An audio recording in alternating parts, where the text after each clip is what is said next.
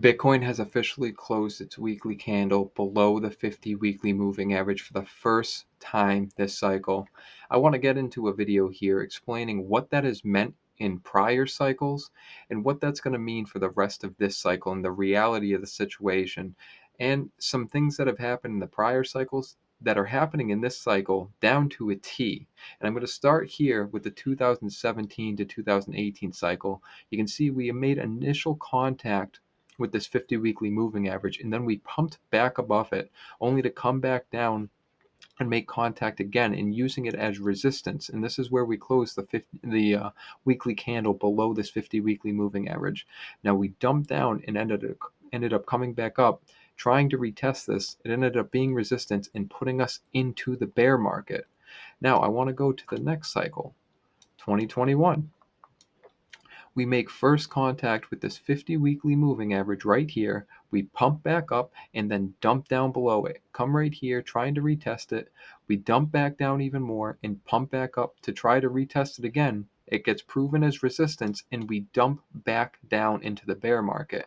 Now I want you to keep that in mind for what I'm about to show you here. And this is us today. We came down, we made contact with this 50 weekly moving average, we pumped above it, and then we dumped back down below. If you go by history and the days between highs and lows for cycles, which lined up perfectly on October 6th, where we got the high, and what's happened historically, then everything's lining up perfectly to the way every other bear market started. So my assumption is if things keep going according to plan as they have, what we end up doing is at some point pumping back up to this 50 weekly moving average, and then testing it. And if it goes the same as it has, we end up using it as resistance and dump back down and continue into the bear market. Now, this is where things get tricky because the bears, with everything considered that I've just said and gone over, they have a very convincing argument that everything's playing out the exact same way it always has, nothing's different, and everything's just going to keep going according to plan. And if that happens, it should really come as a surprise to nobody, even if we didn't go into peak euphoria like we typically did. Now, this cycle is a little different, which is why a lot of people think that we might get an extended run into 2026 with institutional adoption, with bills literally passing through Congress to provide clarity and additional liquidity to flow into the market. There's a strong case to be made that the bull market has not finished yet. But if you believe that the bull market is not finished yet, then you also have to abandon the idea of the 4-year cycle. I mean, at this point, we're in the middle of November. We're closing weekly candles below the 50 weekly moving average.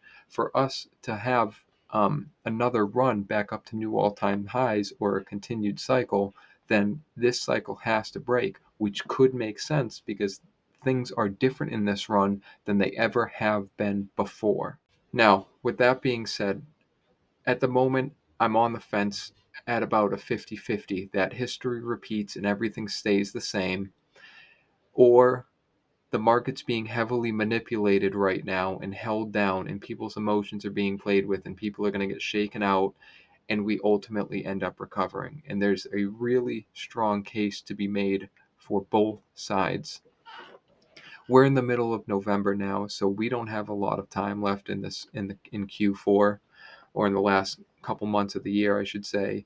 So the next week, I believe, is going to be very important to watch what Bitcoin's price does.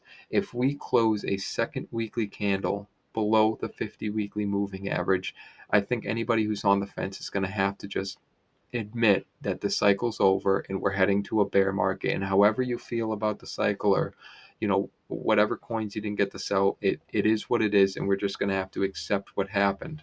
As I showed you with the previous cycles, when we made that second move below the 50 weekly moving average, at some point we came back up and retested that 50 weekly moving average again. Now, this goes one of two ways, obviously. If you're in the bear case and you believe the cycle is playing as it always has and history will repeat itself, then we come back up, we retest this 50 weekly moving average, find it as resistance, and keep shooting down into the bear market. Now, if you're a bull and you think that this cycle is different, what we'll end up doing is coming back up to this 50 weekly moving average, maybe playing with it a little bit, but ultimately shooting above it, using it as support, and going up to newer highs. I personally believe this next move will happen within the next couple weeks. We're already into mid November as it is right now.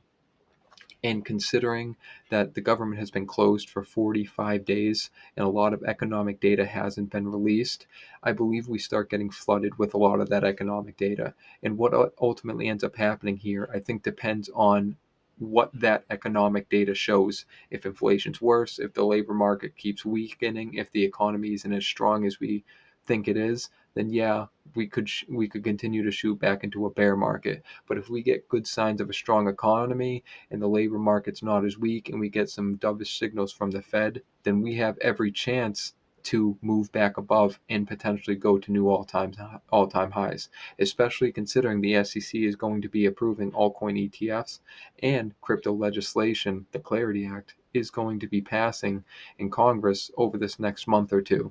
So there's a good reason to believe that both ways, bear or bull, could happen, but I ultimately believe it's going to come down over these next 2 weeks, down to what we do when we come back up to this 50 weekly moving average. And those are my opinions on it. I'm going to be making another video here, actually another two videos of my bull case and my bear case and my what should I say, my opinions on why each will happen, and I'll be making those over the next couple days, so keep your eye out for them.